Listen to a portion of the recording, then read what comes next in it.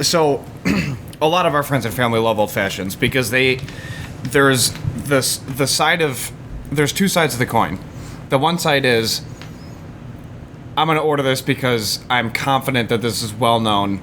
I'm okay with the ingredients, but I feel like an astute individual because I can confidently order an old fashioned at a bar. Then the other people that order it are because they like to see the different intricate nuances between different OFs. Yeah. So, and even calling it an OF is something different than just going to a bar and saying old fashioned. Do you know the history behind the old fashioned, or kind of like the story behind it? I can kind of give you it as I know it.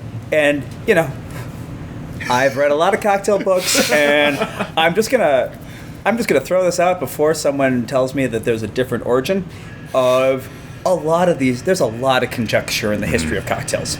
And, even just go to the term cocktail. There's a lot of conjecture on how that term even came to exist. There's some really fun ones, including stuffing a piece of ginger up a horse's butt. Literally the term cocktail. Seriously. You can go down the rabbit hole of where the term cocktail even comes from, and you'll come up with 3 different stories.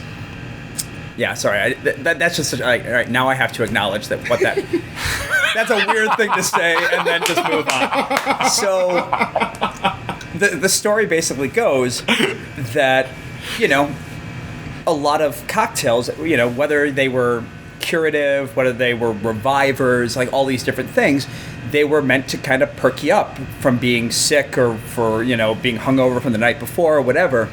And so apparently the story goes that there's kind of an old habit of, like, when you had an older horse, if you were kind of trying to sell them in a shiesty way, you'd stick a piece of ginger up their butt before you went to the sale.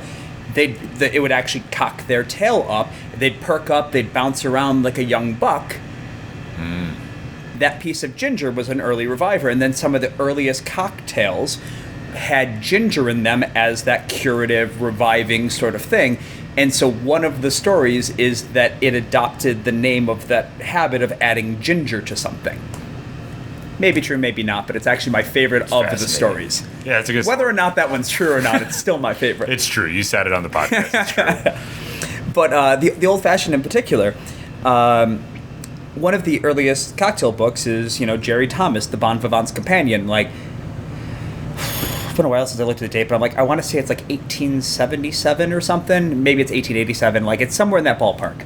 And in the first or second page, you're going to hit a cocktail called whiskey cocktail. And this is about one of the earliest recorded printings of the whiskey cocktail. In the whiskey cocktail, you're going to have some whiskey, some sugar, and some bitters. There's your old fashioned. It's the whiskey cocktail. But the reason why it's called the why it's called an old fashioned, and why we eventually adopt that, is about 1 or 2 recipes under the whiskey cocktail. They suddenly, big change in the world, the improved whiskey cocktail. That one little line, the first grand new naming of a cocktail before, we were naming things last word and, monkey paw, like the improved whiskey cocktail, which led to a whole new generation of old-timers going, I don't want that new stuff. Give me an old-fashioned whiskey cocktail. And that little line about the improved whiskey cocktail and a few cocktails later, the Saratoga and all these other riffs on it, causes a generation of people to start asking for it the old-fashioned way. And eventually the old-fashioned just becomes the whiskey cocktail. Or the whiskey cocktail eventually becomes the old-fashioned. So that's the story as I know it.